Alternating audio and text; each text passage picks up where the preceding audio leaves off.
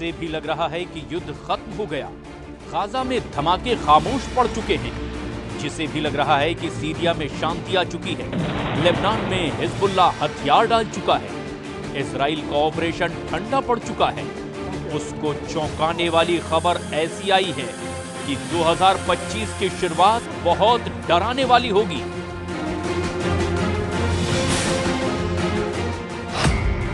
2022 के युद्ध, 2023 की जंग और 2024 के युद्ध से बढ़कर इस साल अब महायुद्ध का पहला सिग्नल मिल चुका है। 2025 की शुरुआत यानी जनवरी के महीने में ही एक बड़ी जंग दस्तक देने लगी है। ईरान ने जनवरी के महीने में ही अपनी 1000 से भी ज्यादा मिसाइल लॉन्च करने के लिए तैयार कर ली है। इस बात की तस्दीक ईरान के विदेश मंत्री अब्बास अरागची ने भी कर दी है। अब्बास अरागची ने चीन के मीडिया को एक धमाकेदार इंटरव्यू दिया है। अरागची ने इस इंटरव्यू में जो बोला वो इजराइल की मीडिया में गोला बनकर गिरा है।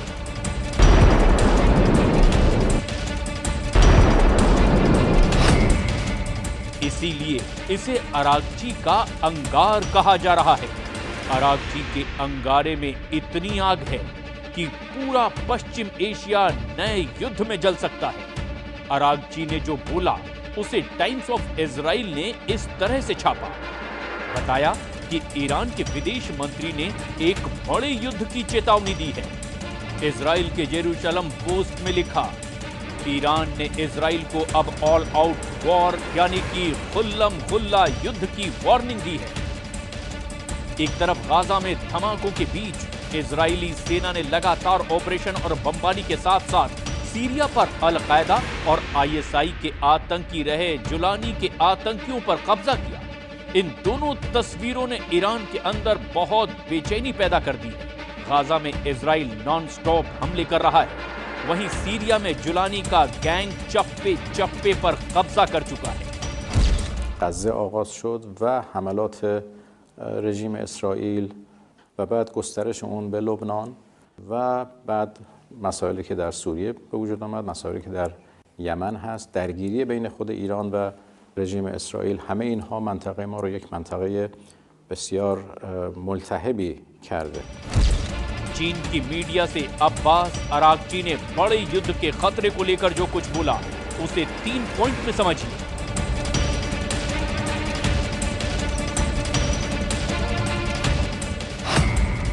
अरागची ने कहा कि ईरान भविष्य में इजराइल के किसी भी हमले के लिए तैयार है। अरागची ने कहा कि उम्मीद है कि इजराइल गलत कदम नहीं उठाएगा। अरागची ने कहा कि इजराइल ने हमला किया तो महायुद्ध होने की 100% गारंटी है।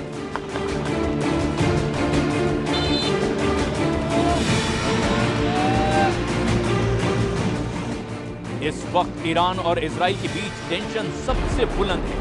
एक तरफ नेतन्याहू का वॉर कैबिनेट गाजा, लेबनान और सीरिया के मोर्चे पर खुद को जीता हुआ साबित कर रहा है।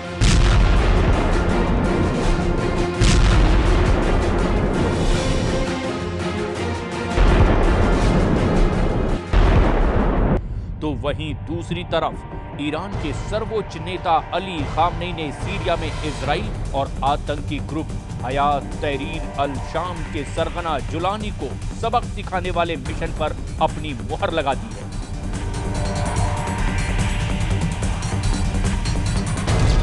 ولدت پیروزی هم قطعی است. حالا به این جوله باطل نگاه نکنید. بدانید اینایی که امروز جبلان میرن یه روز زیر پای مؤمنین لگدمال خواهند شد. खामनेई के बयान में नेतन्याहू के साथ जुलानी के लिए बड़ी वार्निंग है। खामनेई ने तय कर लिया है कि जिस तरह असद सरकार को हटाकर सीरिया को लूटा गया, अब उसी सीरिया के लोग इसका बदला भी लेंगे। उनके टारगेट पर अमेरिका के वो अड्डे होंगे जो ईरान के लिए खतरा बन चुके हैं। امروز آمریکایی‌ها در سوریه پی در پی پایگاه می‌سازند. حتما این پایگاه‌ها در زیر لگد جوانان سوری پایمال خواهد شد. खामनेई ने जो कहा उसकी गंभीरता नेतन्याहू और उनके चाहने वाले बहुत अच्छी तरह समझते हैं। डोनाल्ड ट्रंप को भी मालूम है कि राष्ट्रपति पद की शपथ लेने से पहले इजराइल और ईरान के बीच सीधा युद्ध किसी भी वक्त भड़क सकता है। ईरान के हाथ से सीरिया निकल चुका है, लेकिन खामनेई का इरादा बता रहा है कि इजराइल और अमेरिका को फंसाने वाले खेल की चाल ईरान ने चलनी शुरू कर दी है।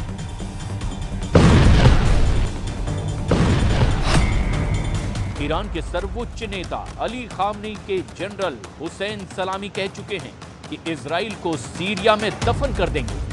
जिंदगी می‌کردند چون ما به دنبال عزتشان بودیم ما نرفته بودیم تا بخشی از خاک سوریه را منضم به خاک خودمان کنیم نرفته بودیم تا آنجا را میدان جستجوی منافع بلند پروازانه و زیاده خواهانه خود قرار دهیم।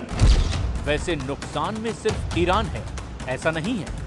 गाजा में हजारों बम गिराए जाने और हजारों जान जाने के बाद भी नेतन्याहू अपने युद्ध में पूरी तरह नाकाम साबित हो रहे हैं। गाजा में जारी इजराइल की बमबारी के बीच इजराइल की सबसे बड़ी चुनौती गाजा पर पूरी तरह कंट्रोल करना है।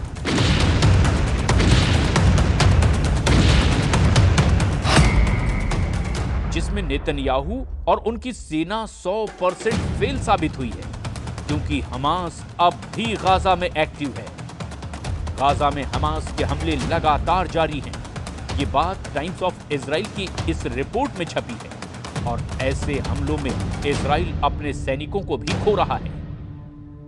नेतन्याहू के लिए दूसरी बड़ी चुनौती वहां मौजूद इजरायली बंधकों की रिहाई है, जो अब भी हमास के कब्जे में है।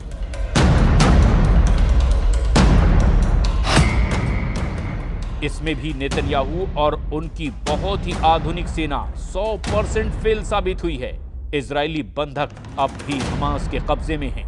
इजरायली अखबार हॉरेट्स में छपी खबर बताती है कि नेतन्याहू पर दबाव बढ़ाने की कोशिश हो रही है।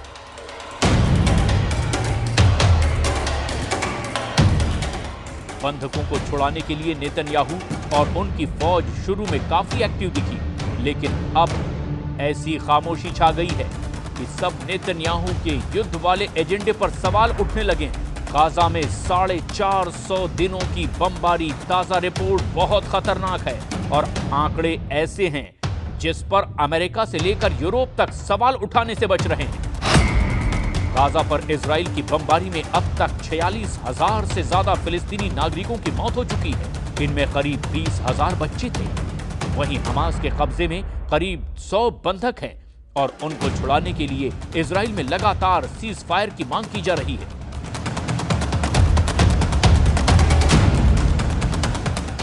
तेल अवीव में अब नेतन्याहू के खिलाफ लगातार प्रदर्शन हो रहे हैं। हंगामा, शोर और नारेबाजी के साथ नेतन्याहू और उनकी वॉर कैबिनेट को जगाने की कोशिश हो रही है।